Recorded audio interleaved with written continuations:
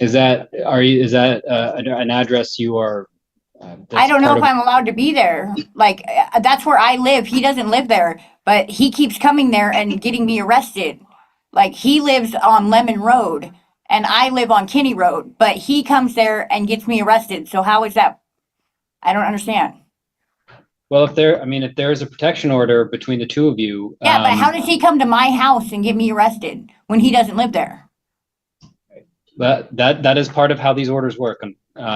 Is you're not, and yeah.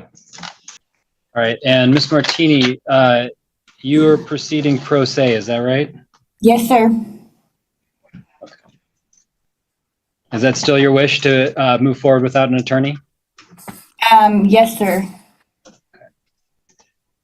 All right, and I know you've had, I can just see from the docket notes on your cases, you've recently sort of gone through the colloquy with a judge about your decision to move forward without an attorney recently.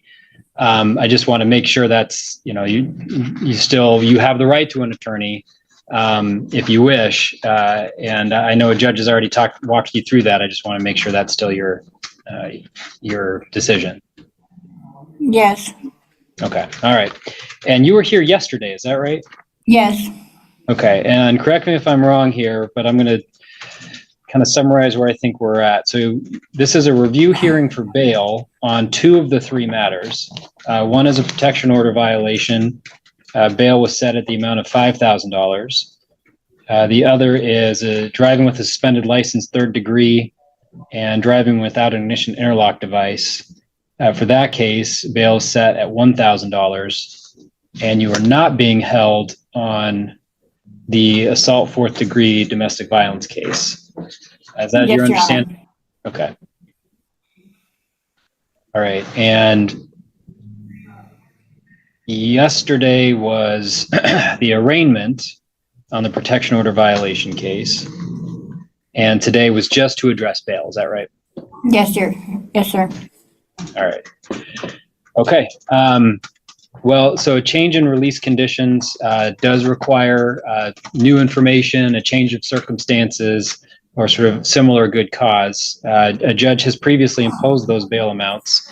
I'll let the prosecutor also weigh in, but I'll start with you, ma'am. What information can you give me about why a reduction in bail or personal recognizance release is appropriate here? Can I have a breakout room with the prosecutor, please?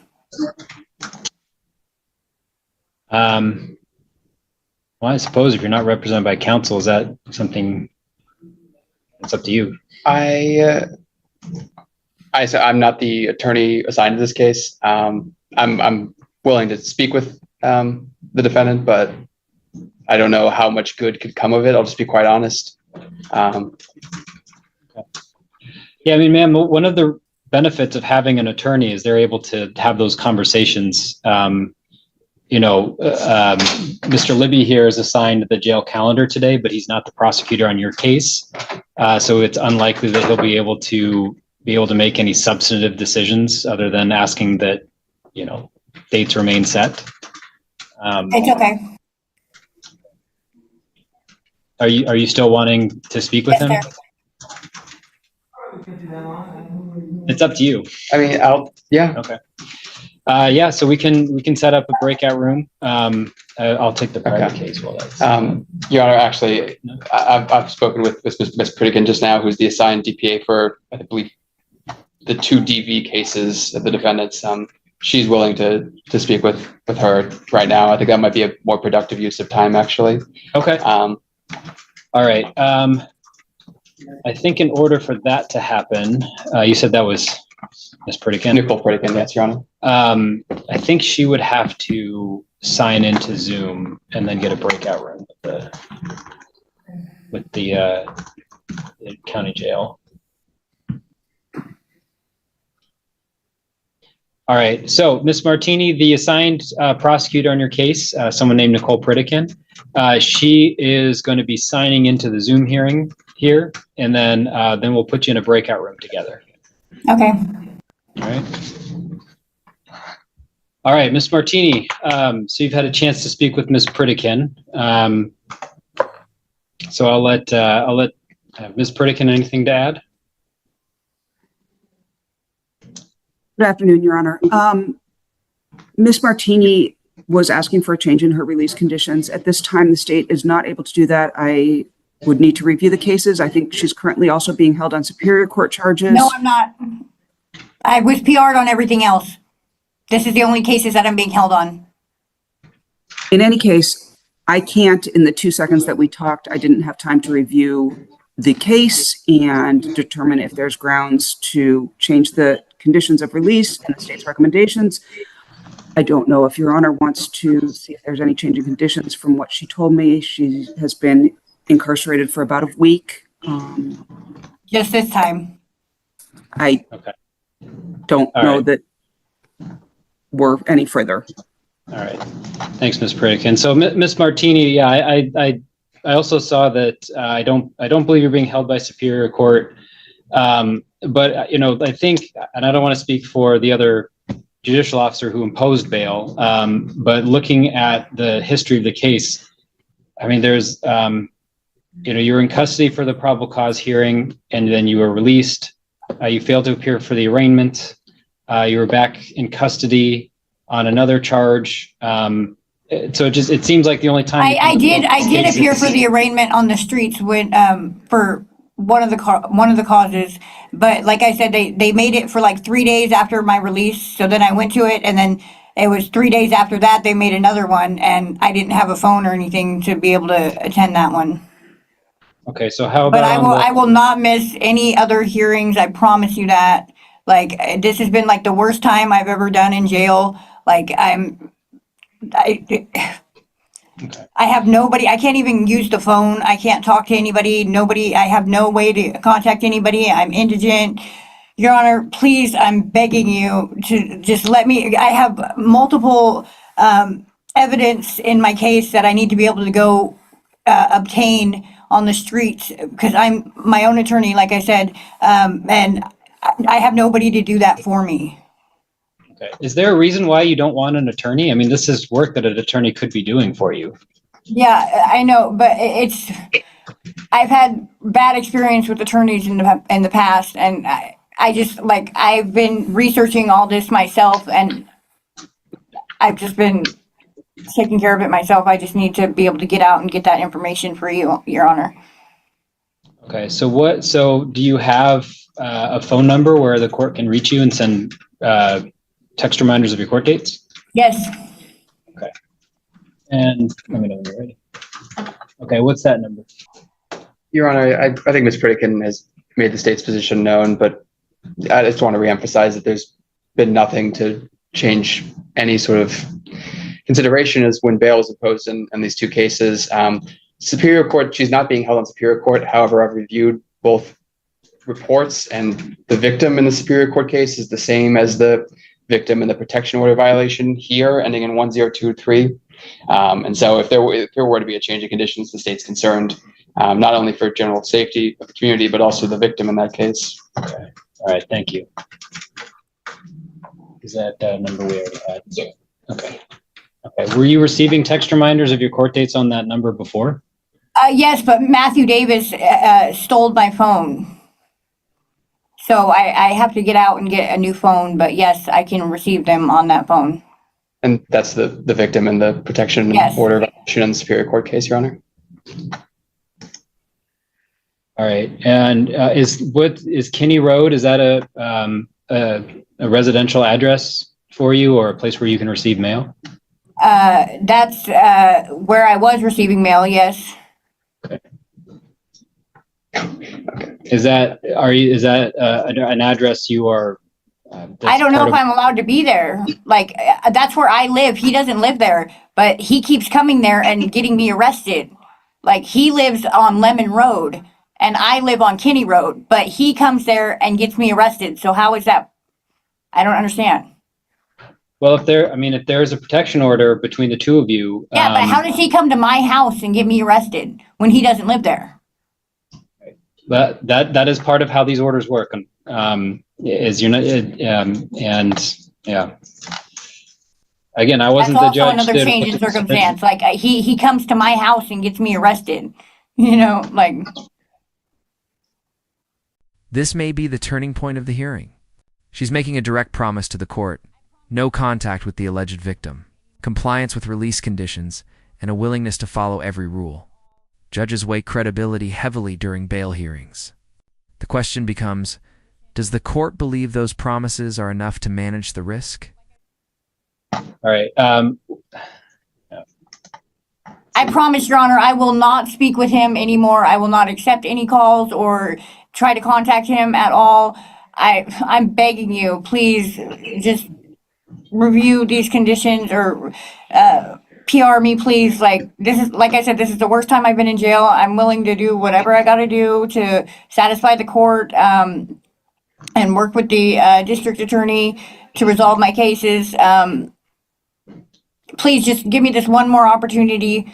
And if I fail on this, like, I don't care how long you give me. I really don't.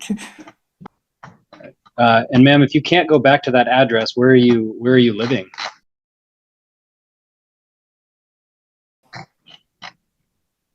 Okay. And is that a friend's house, or where does that Yes, address? that's my family's house.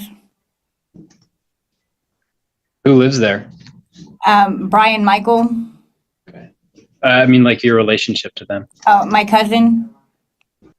And I can receive mail there. All right. So since you're going to be staying in the area, okay, what I'm going to do is, so I'm going to release you, but I'm going to impose some heightened release conditions that require some pretrial services supervision. Okay. Because it seems to me that the biggest issue that I'm looking at is the failure to appear history, particularly in this case. And so I think we've got a new address for you. It is local. And so I think if there's a pretrial release requirement that keeps you in more constant communication with the court and requires you to check in, that will help I think that will help reduce the likelihood that you'll miss court. And that Yes, Your also, Honor. on the other hand, though, that opens up more opportunities for bail to be reimposed, because if you start missing your check-ins with pretrial services, those are violation reports that the court can use to then reimpose bail. Okay. So I am looking at the fact that that the Superior Court, subsequent to these charges, released you. Yes. And I think with some increased supervision from pretrial services, I think that might be a reasonable alternative here to Thank you so much, bail Your being Honor. set. So, all right. So what I'm going to do is, on the matter ending in 1023, that's the protection order violation. I'm going to, I guess. And here comes the compromise. Instead of an allure-nothing decision, the judge creates a middle ground: release her, but place her under pretrial supervision. That's a common judicial balancing act: protect the community while avoiding unnecessary pretrial detention. It's a reminder that bail decisions aren't just about punishment. They're about managing risk before trial. Not set bail in the amount of $5,000, but so I'll release you on your own recognizance there, but I'm going to impose as a condition of pretrial release, pretrial services supervision. So you'll get a copy of a judgment sentence order, ma'am, there at the jail. That has the phone number for pretrial services. Okay. All right. It says you have to contact them within 48 hours, and their phone number is right there on there. Okay. Sounds so like on Monday? Yep. Okay. And so you'll need to spend the weekend making sure you get a good phone that you're able to utilize, because if they don't get that call from you, they're going to send in a violation report, and then you're going to have a lot of you're going to have a lot of failure to appears, and then failure to check in with pretrial services, and so you're looking at the possibility of more bail there. All right. So all other conditions remain the same, except for this pretrial services supervision requirement. Okay. You've got court dates already set. This was just set for a review hearing. Yes. Do you know your court dates? Yes. All right. So your next court date on all your cases is December 17th at 10 a.m. you're going to get again, this copy of this judgment sentence order that has your next court date on that as well. So Okay. you've got to have a hard copy of that. Okay, thank you. Okay. All right. So no problem. So pretrial services supervision on that. And then on the matter ending in 6853, that's the DS3, a no ignition interlock device, in which you're held on $1,000. I'm just going to PR you on that. I'm not going to add any other conditions. That's going to just be on the one case. Okay. Thank you so much, Your Honor. All right. Yep. Good luck, ma'am. Your Honor, Thank the last you. thing I think that before Ms. Martini leaves. And before you leave, yep. Yeah. Stick around here, ma'am. As she is going to be representing herself on these cases, she'll need to receive discovery. My office was working a plan to get discovery to her in the jail now that she's being released. She'll need to go to district court and speak with the PAO office in building 2. So I don't know if she knows how to get there. Yes. Okay. Yeah. And man, so it sounds okay. You said yes. But I Yes. was also going to suggest that when you call pretrial services, maybe Yeah, they just can help confirm. me. Yeah, maybe just confirm then that you know where to go and Okay. and all of that. Because yeah, you'll have to contact them. Yeah, on Monday. So that might be a good opportunity for you to just make sure you know where you're going to get discovery. Thank you so much, Your Honor. Right. All right. Not a problem. And what I didn't sign the JNS. What was the time on the 17th again? 10 a.m. Okay. And you're free to be taken back there, ma'am. Thank you.